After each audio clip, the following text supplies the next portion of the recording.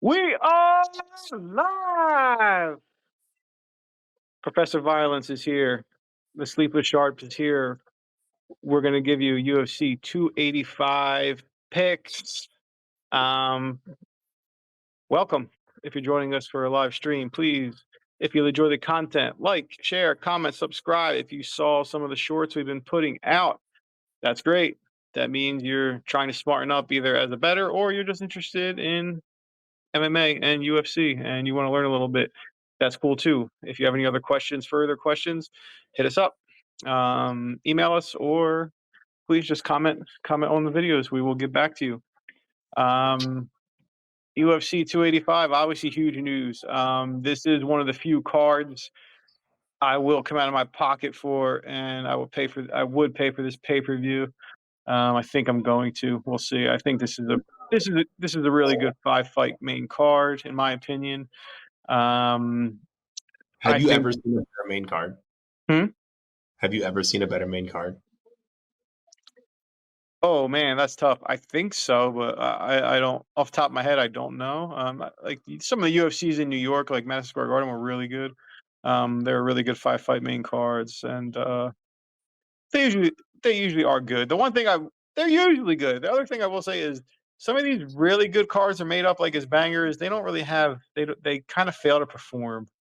Um, I don't see that one here. Like I kind of see I see banger, banger, banger. There should be action in the Valentina fight. I could see the John Jones fight being really boring, but I don't know. We'll get into that, I'm sure. Um, but yeah, I'm ready for it. How about you? I'm excited for this card. I feel like this card slid under the radar. Like I knew John Jones was coming back, and then all of a sudden it was like John Jones is tomorrow, and I'm like, oh my god, John Jones is tomorrow, and they're like the rest of the card is dope too. Did you know Shavkat's gonna fight? And I'm like, Shavkat's gonna fight. Oh, Nickel Yeah, too. Oh my god. And then I look at the undercard and I'm like, yeah, I can do this. There's nothing on this where I'm like, oh, can we just they just added another Tajik fighter based on the. Did you see the Tajik Eagle fight last week? I did see that one. Yes. Did you see where they showed the crowd of like 10,000 people Yes. watching him? Like that's insanity, right? So 2 days ago, this Tajik fighter was not on the card. All of a sudden, here he is. I He think they're gonna. stepped. Yeah, he's That's stepping probably the up. only hit on the card where I'm like, maybe not. Don't care.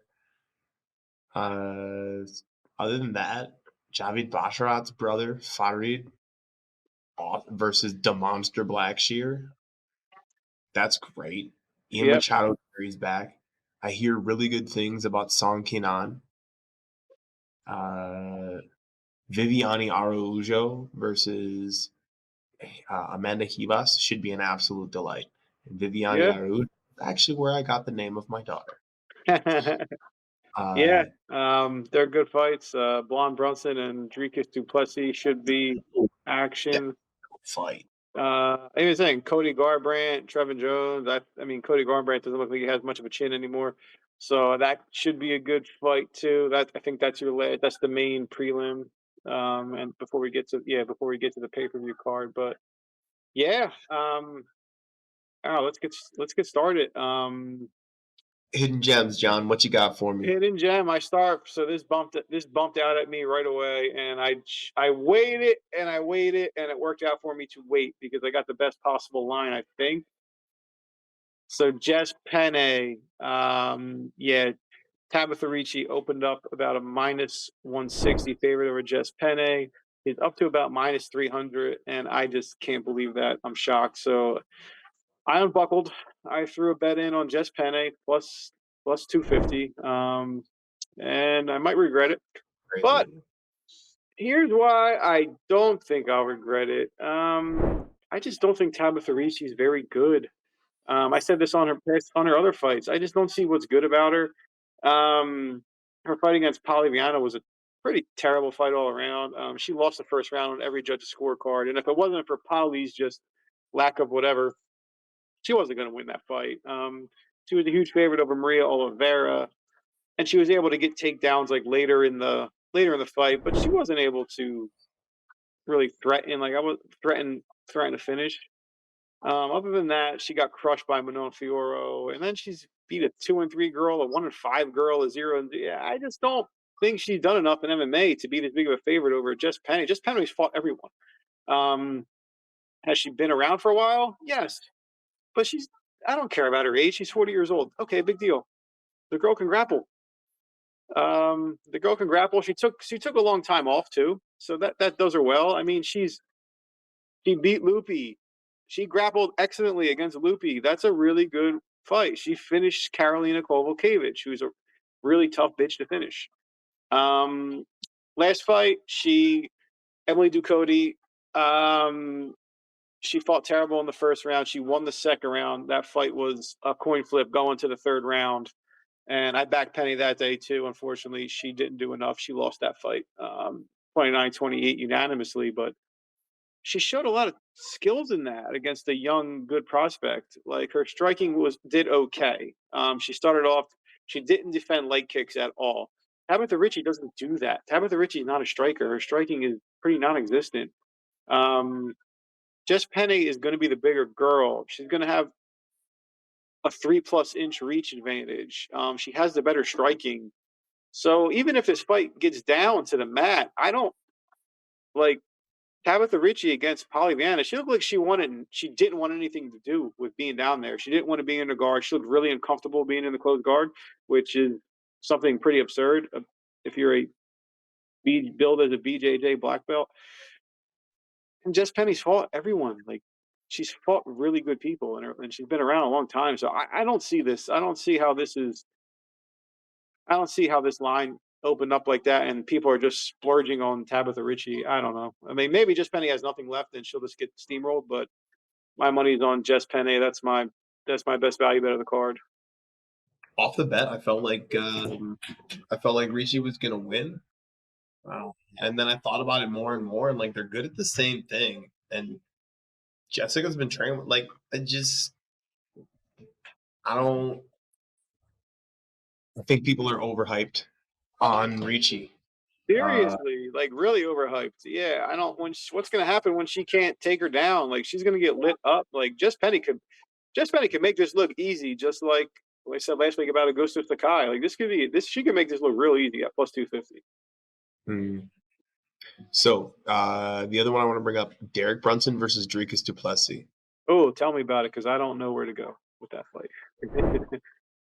Dricus is -240 against Yeah, Brunson's +200. we've seen Drigas' style too. I don't know what it is or how it works, but it does. It's very unfortunate because Derek Brunson is going to win that fight. Really, I love Yeah. it. I was looking for an excuse to lose a bet on Derek Brunson, and you just gave me it. I love it. No, no, so check this out. Derek Brunson's a JUCO national champion.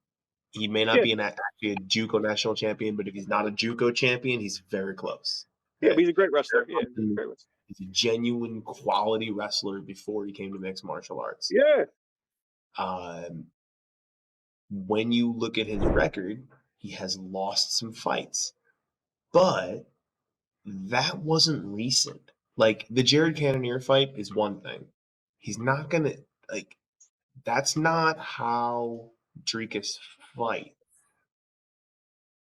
That's so I think we can kind of discredit that one. The physicality didn't give him any issues. You can look at competing against Ian Heinisch, Jacare, Elias Theodoro. Like he's competed against good grapplers, yeah, doesn't get taken down.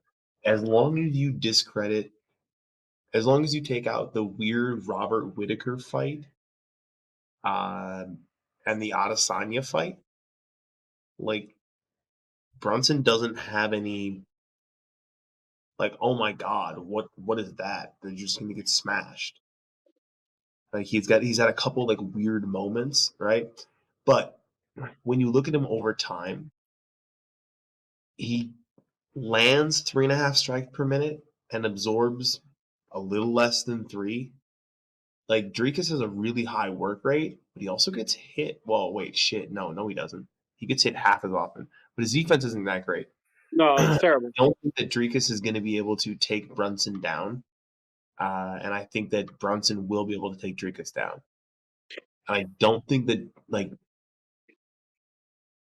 it's one thing to be good at wrestling because you do mixed martial arts and you learn how to be effective with that.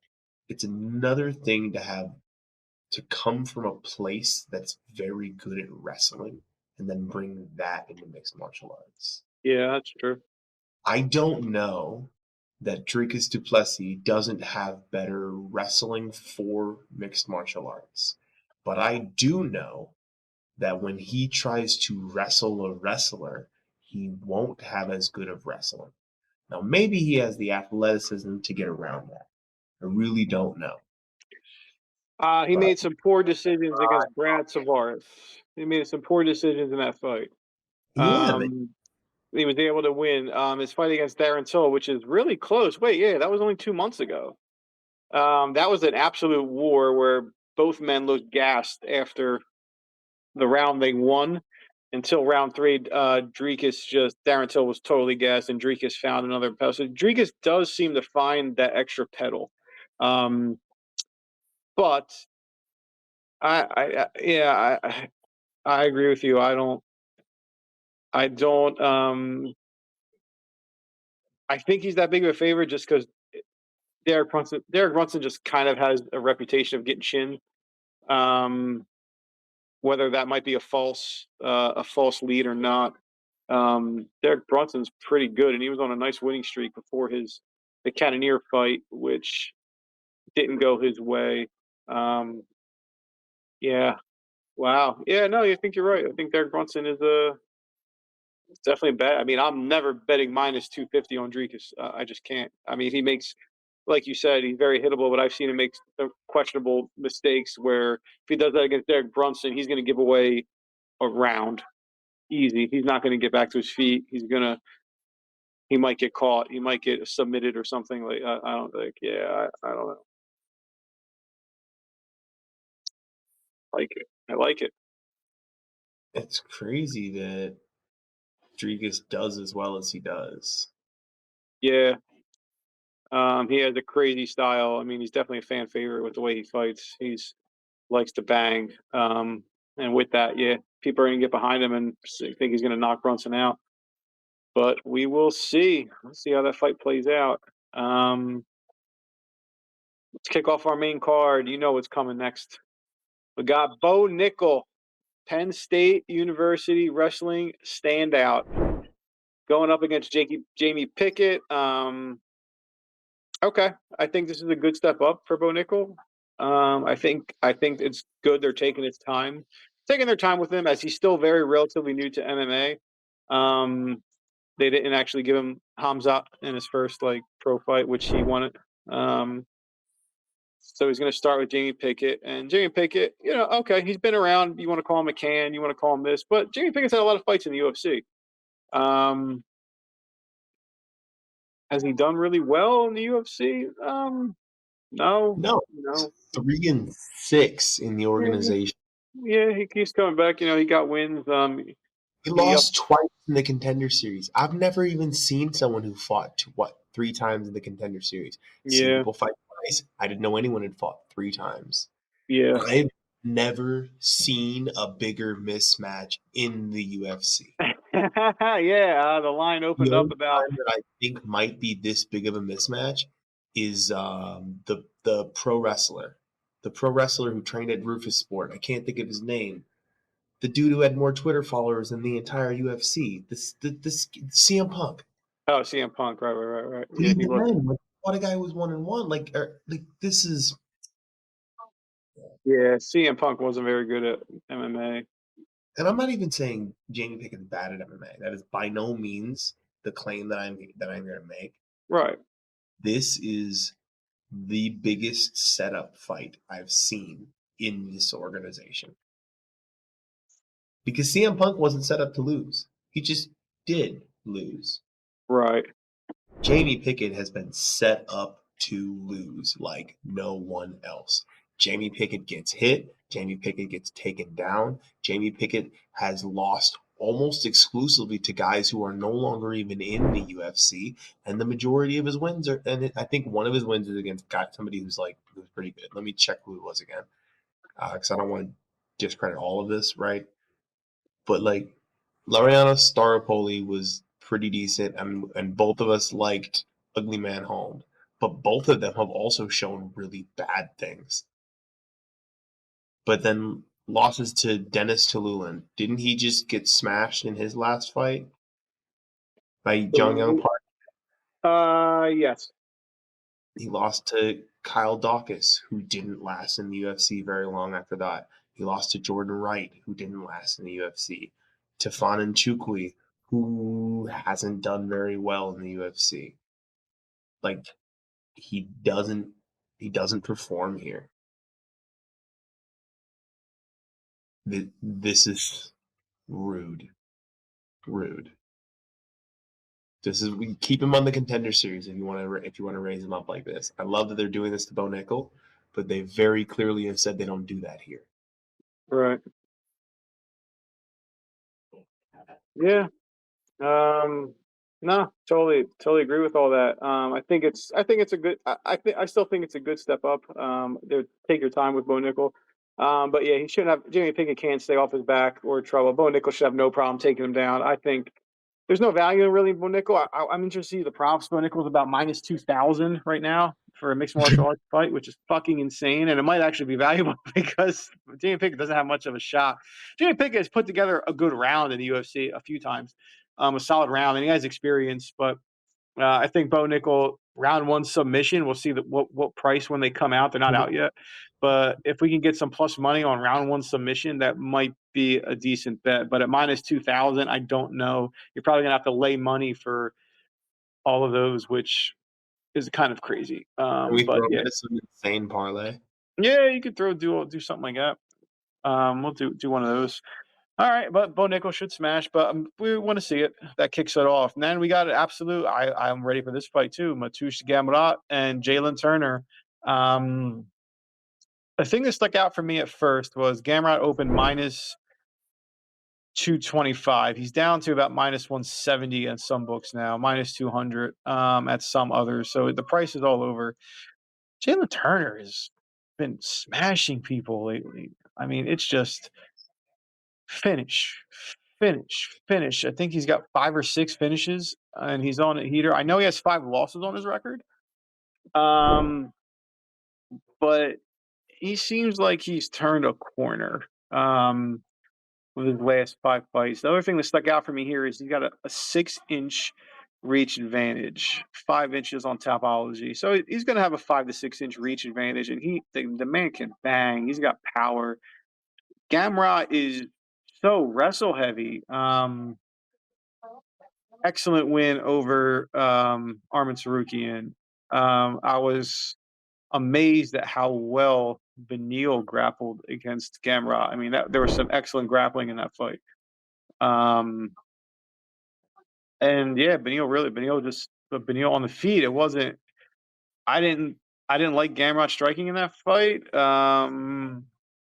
I also didn't think he posed much of a threat when he did get a takedown.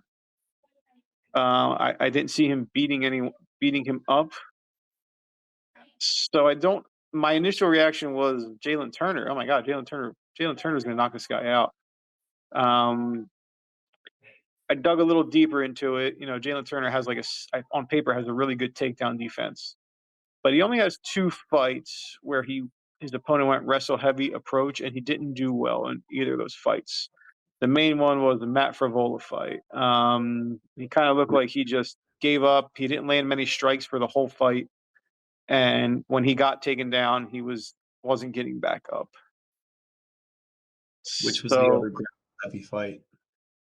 I forget which one offhand, but the Prevola one really stuck out. If you look I think that was the one that most relates to how this fight is going to go.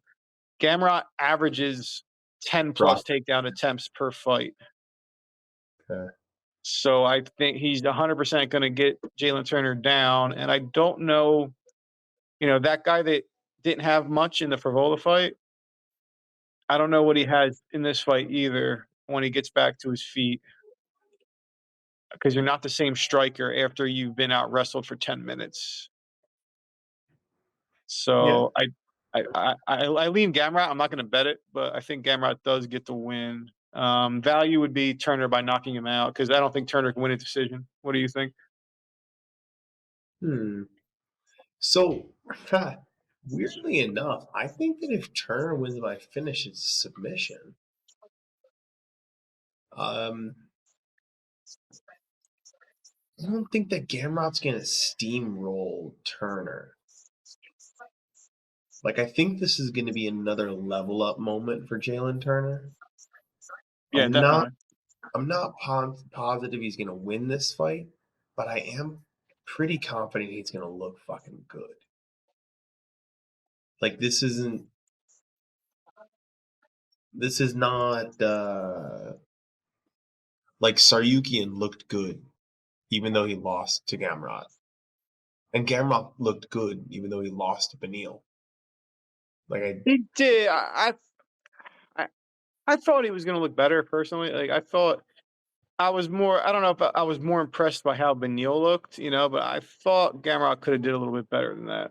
But so um, here's what I'm wondering is how good is Jalen Turner's guard? Because when Gamrot takes people down and they play guard against him, he just tends to let him back up. He doesn't really try and play that game. He has no problem retaking you down, and actually prefers the scramble of the takedown to the mhm, control awarded on the ground, which mhm. is the opposite of most. Like the effort is the part he specializes in. He specializes in the hard part. Um, but if Jalen Turner just chooses to play bottom game, what I'm maybe he just submits him. Like I can definitely see Jalen Turner with his 14-foot long legs triangling Mateus Very Gama. long. He's very long. Yeah. Yeah. And no. Turner is a really good.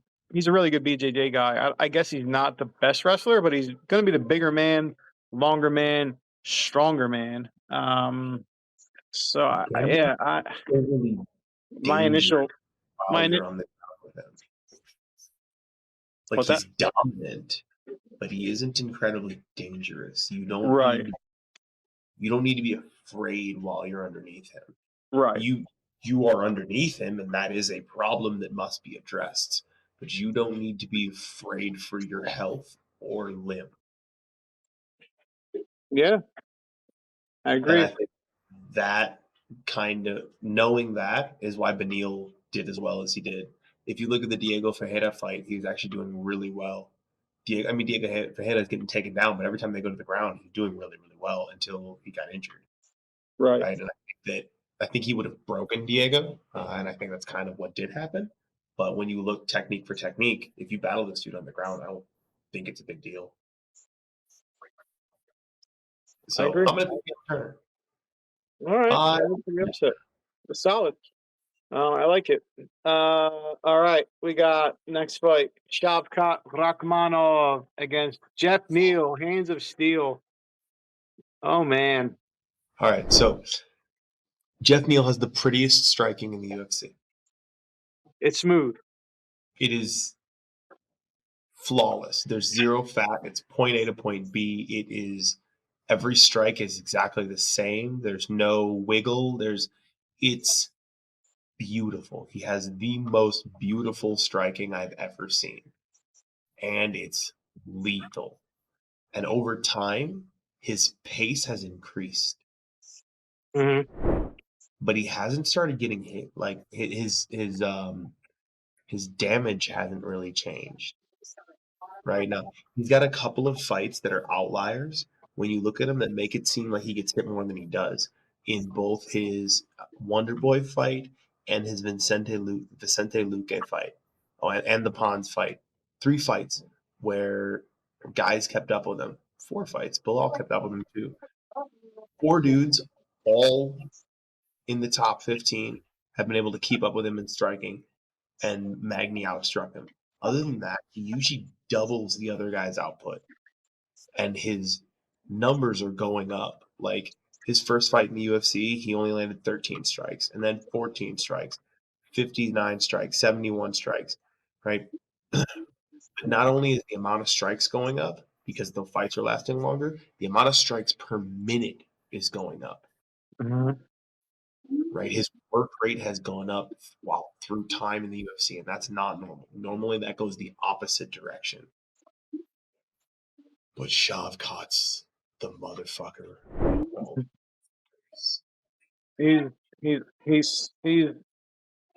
to me he's the best. I think he's the best prospect in the game. He's really special. I can't even explain how special Shavkat is. I don't have words for it.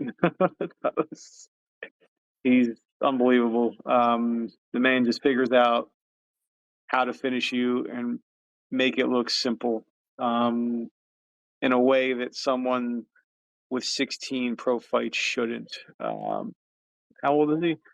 28. yeah. Yeah, I don't know. I think Shavkat is going to be the champ of this division. I know Jeff Neal.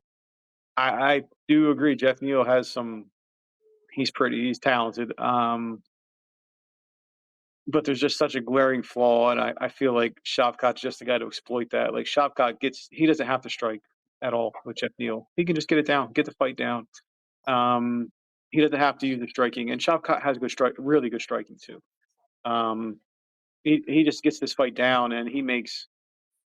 I couldn't believe how bad he looked. Made Neil Magny look, even though I guess I can't say that because everyone just everyone is just on board with Neil Magny just doesn't rise to the occasion like against Gilbert I Burns. thought Neil Magny looked good in that fight too. That's the problem. Yeah, I mean he Shavkat made him.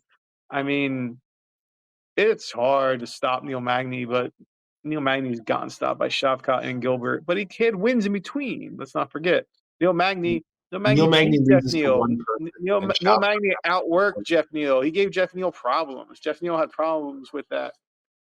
Um, he didn't like getting hit by the longer guy. He didn't do well in that fight. Jeff Neal doesn't. He's not a grappler, really. He's going to strike. Um, but he had a really good win over Vicente Luque. I mean, he knocked him out. Striking. I mean, he's dangerous against the Pons. Yeah, he outworked the Pons. He did really well in that fight. That was a crisp Jeff Neal that night. That was good. That was good, and he stopped him. I don't. Does he have? If this fight plays out on the feet, is it going to be interesting? Yeah, I think so too. So that's what, like, but because Shavkat, if he doesn't have to do that, he has an easy path to win this fight. I don't know if that'll happen, but he gets it down. He's also minus 500 because he's special. But I mean, Jeff Neal is not a bum. Jeff Neal's far from a Shavkat bum. brings chainsaws to fist fights. Like Yeah, he's throwing like wheel kicks and shit. Like his style of striking is not simple. nope, it's very On the special. inside, he's super dangerous. On the outside, he's super dangerous. He can slip punches and counter immediately. Like it's Jeff Neal stands straight in front of him. Like that's what he does. Jeff Neal doesn't look to really create angles on you. He doesn't look to draw you into traps so much. And Shavkat does. I saw this video Yoel Romero put out where in round one against Chris Weidman, he faked I forget what. I forget what he faked. I think he faked a takedown, and Chris Weidman level changes. 8 minutes later, which means 2 rounds later, Yoel Romero does the exact same movement and follows it with flying knee, knocking Chris Weidman out because he laid that trap that long ago, Wow. right? That's how Shavkat operates. Jeff Neal walks forward And Jeff Neal could catch Shavkat. Jeff Neal is absolutely capable of knocking out Shavkat Rakhmonov, right? But I don't think he's playing the same games. Like one of them is fighting a battle and the other one is fighting a war. Right. All right. So we both think Shavkat passes this test, right? Yeah, Yeah. yeah. I think Magny was a bigger test than Jeff Neal is, and I think Jeff Neal's super legit. He's a top 10, top 15 fighter. Like I love me some Jeff Neal, but this is not a good fight for Jeff Neal. No. All right. Co-main event. Valentina's back. She's going to try to defend the belt for the 9th time. And we got Alexa Grasso stepping in there. What's your initial reaction to this Uh, matchup?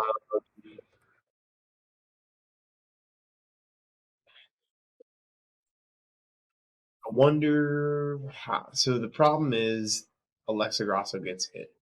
This is the actual problem I have with this fight. I'm not super worried about Shevchenko taking Grasso down and No, me smashing. neither. Right. Like I'm not even saying that couldn't happen, but I don't think that's the path of least resistance. I think that if Valentina could take down Grasso, I think she should be significantly better than on the ground. But I don't think she's gonna be that easy to get a hold of. And so now I'm looking at Valentina steps backwards and just kind of waits and stands in front of you and then looks to counter with a 3-2 and a low kick. And that's pretty much her entire game. That kind of striking feeds into the type of striking that Grasso has. But I can't see Grasso finishing Valentina. No. No, And she's not. She's not going to finish. No, no chance. I can't see her staying off the ground for 5 whole rounds. Me neither. I'm honestly expecting that Valentina wins this 3-2. I bet you Grasso wins 2 like standing rounds where she pretty clearly outstrikes Valentina. I think she works behind a jab. Only problem here is that Valentina doesn't get hit and Grasso does. Like that worries me way more than their grappling prowesses lining up. Like you're a striker and you get hit against a girl who can do anything who doesn't get hit. Problems. Problems. I'd I really want Grasso to win this fight. this is the this is the this is the lowest I've seen Valentina odds wise in a while. She opened -600, so maybe like her last fight, she looked a little more mortal. But it was a totally different matchup. Like Taylor Santos is really good, and she's also just has she's just a really she has different makeup than Alexa Grasso. Like Taylor Santos is very muscular. She's very strong. She's got long arms. She has big hands, bigger hands. Like like she's just made up differently. Like she's made to grapple, and you kind of saw that. Valentina, her tricks weren't really working against somebody that just has better tools to grapple with. Um, that being said, Valentina did win the fight. Things went her way, and she got a split decision nod. Alexa Grasso is a big prospect. She's been a huge favorite in. She's been a big favorite in a lot of her fights. She's been favored over a lot, and I think she turned a corner with the. She finished Joanne Wood. She showed a little bit. She looked good in that fight. The Macy Barber fight, she looked good again. Her striking, her counter punching, her boxing is really crisp. She's a good boxer. Um, that being said, that's pretty much all she has. Like she's not a wrestling threat. And if she tries to wrestle with Valentina, she's going to be staring at the ceiling pretty quick. Um, she she not really afraid of her kicks. Um, she wants a box, but she's better as a counter puncher.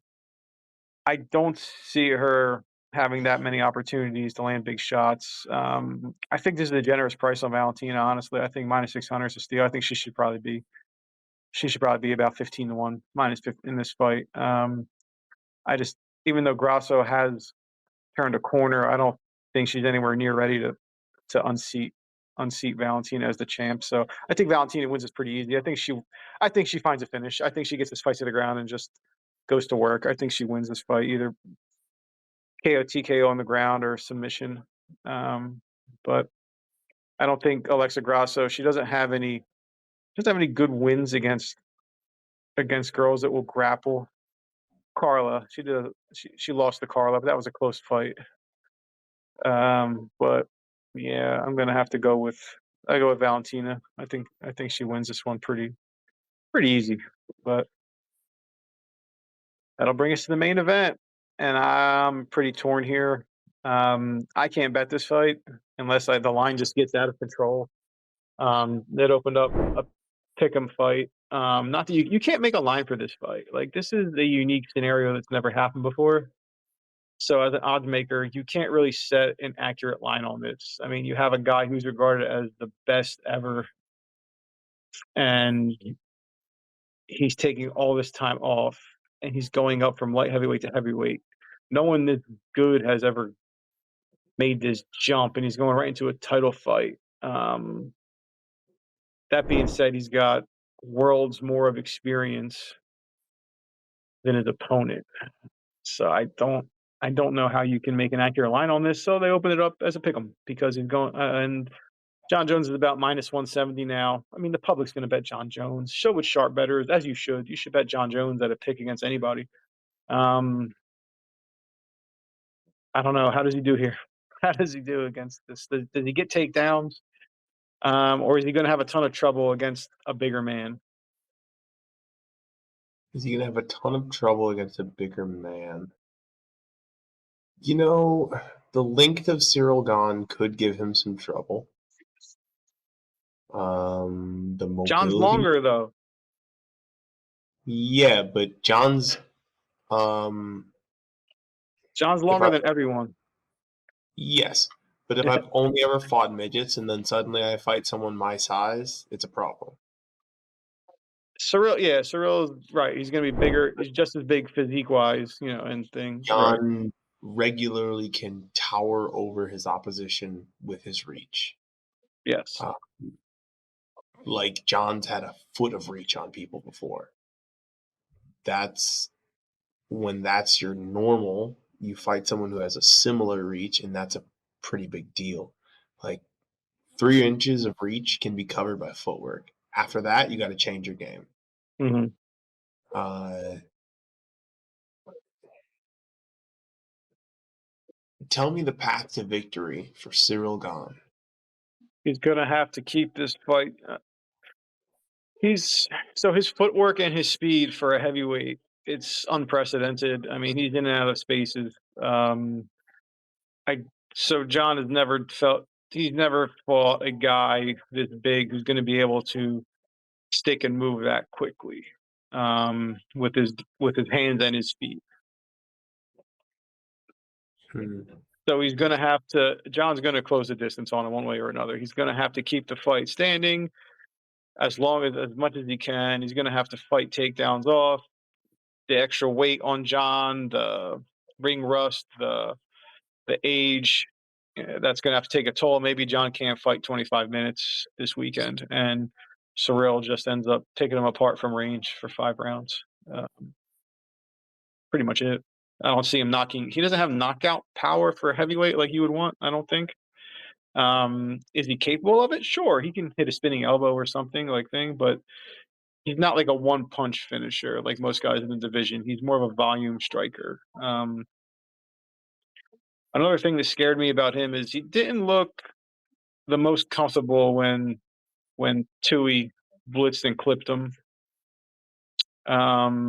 His last fight in France, even though he ended up finishing Tuivasa, but he got clipped and he was stunned for a little bit. He didn't look that comfortable when someone was actually bringing a fight to him. Because for the most part, the Nagano fight that wasn't really Francis's best striking performance. That was more just heart, grit, and I'm going to try to beat you this way because this is how I have to beat you. And he did it. And Cyril made a mistake in the 5th round, and it cost him the fight. Cyril's not really also not a come forward fighter. Um, John Jones comes forward. I don't think that's going to change, right? Would that? Why would that change? He's been come forward his whole career. I don't think John Jones is going to stop that now just because he's at a heavyweight. He's going to come forward and he's going to be able to. He's going to have an opportunity to close the distance. His wrestling, his last two fights against Dom Reyes and Thiago Santos, that was not the John Jones that we're used to seeing. So I don't know if that's due to again age, things, or eh, I don't know, talent. But those wins didn't age too well too. That wasn't the John Jones we're used to seeing in those two wins, and both of those guys have struggled mightily after that fight against And John won the split against Thiago Santos. He won this unanimous against Dom Reyes. He was able to get takedowns eventually in the fourth and fifth round, but he couldn't hold Dom Reyes down, which is kind of alarming in my opinion. Um, but Cyril Gane's not a grappler, so I don't know. I don't see how you can comfortably bet this fight. If the line keeps going up, Cyril Gane by KO, TKO, or points, I think it's at plus 160 now. If that goes up to about plus 200, I think that's a really good bet just to have a bet on the fight. Um, there is no chance in hell Cyril Gane submits John Jones. So he wins by KO, TKO, or on points, and you get a better line than you would just betting him to win the fight. So I don't Yeah, know. his submission game isn't very good. No, he's not submitting John Jones. Heavyweight, and when you're that much more athletic than someone, you can kind of get away with not Mhm, being great at submissions. But his submission game is not, from a technical perspective, not good. mhm. I agree. Uh, Yeah, no, he's a striker. I don't expect. Do you think that Cyril Gane is that much faster than anybody that Yeah, he's blinding to me as far as heavyweights. Like his, heavyweight though? But do you think he's faster than what John dealt with as a light heavyweight? yeah, I can't think. Like I think Dom Reyes has good striking. Even though now his chin's failing him, and he's probably not going to fight much more. I don't know. Like he's been getting crubbed, but Dom Reyes when he was coming has really good striking. Fast. Other than that, I can't see a guy since. Let me go back. Like who's a fast striker that says like, oh, this guy is quick. I can't find it. I mean, going back 2014, Chael Sonnen and Vitor Belfort was powerful. He wasn't known for his lightning Yes, he fast was. Yes, he striking was. speed. Vitor is known specifically for his striking speed, but Okay, the names you're that's mentioning there, 2012. That's 10 years ago. Gustafson is super light on his feet, super No, snappy. eh, Um, uh, no. the speed of strikes from Thiago Santos is very high. He is not overwhelmingly like he's not. He's more plotty and rooted, but the actual techniques come at you at lightning speed. Yeah, I guess I can agree with that. I overlooked that. That's my fault. The I think Cyril's faster than all of them. I think he's more technical than all of them. Um, He's not more technical than Gustafson. yes, he is. No. He makes no mistakes. Everything's thrown perfectly. He does not. No, he makes all sorts of mistakes. He does not make mistakes striking. No. Oh, If he made mistakes striking, Volkov would have been able to capitalize better. Jairzinho would have been able to catch him with something like somebody that is a good striker. Volkov's a good striker and he's tough, but he was way behind Cyril Gane. That has to do with the speed too, the footwork, all the things. But no, he was able, and he takes his time. why was Francis Ngannou, a non-grappler, on two bad knees, able to find and take down Cyril Gane? Because If he's not, one of the strongest men in the world. What he do you didn't mean? find him first. He's one of the strongest humans alive. It's Like, different. find him. Eh, Bef- like he has to catch him first. well, Gon went after him too, like, and took him down in the fifth round. But he went for that instead of just holding the top position when Francis Yeah, was gassed. terrible. He went for a knee bar or something ridiculous. So he showed poor fight IQ there, and it cost him the fight. But other than that, yeah, I mean, he likes the clinch game. He's strong in the clinch. He's a Muay Thai fighter. but Francis was able to just get him down. He wasn't expecting that either. He's going to be expecting that now. No shot. Um, Francis shot on him. Francis initiated those takedowns. That wasn't him trying to clinch with I Francis. remember the clinch. I remember some having from the clinch, but I do remember Nagano going after him too. Yeah, I forget what round. But yeah, he got him, and he got him down. Do you think Jon Jones is going to be able to do that? Well, then he should win the fight. Yes. Yes. I don't think that Francis is. I don't think that Cyril is markedly faster than people that John has fought in the past. Okay, Uh, then that's a big edge. Then that's a big edge for John. I think that Cyril, in his own words, fairly recently claims he does not train in between fights due to laziness.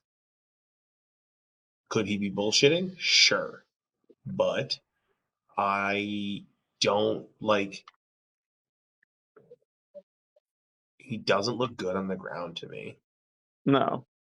Uh he he's super athletic, Yes. but he should have been able to stay away from Francis with two bad knees. Yes. Like it just on the ground, he didn't do enough. All he did was try it. He hung out until he was able to find an underhook, and he used his underhook to try and stand up. That was basically the only thing he did from the ground. I just watched the fight a couple days or today, yesterday, whatever. John's gonna be able to take that away really easily. He's working with some of the greatest minds in combat. The only thing that makes me skeptical at all is Jon Jones super slow and doesn't know it yet. Like this is not a Jon Jones isn't going to know his body in this fight, not like he Right. really used to. That's the one question mark I have. Otherwise, all signs point to Jon.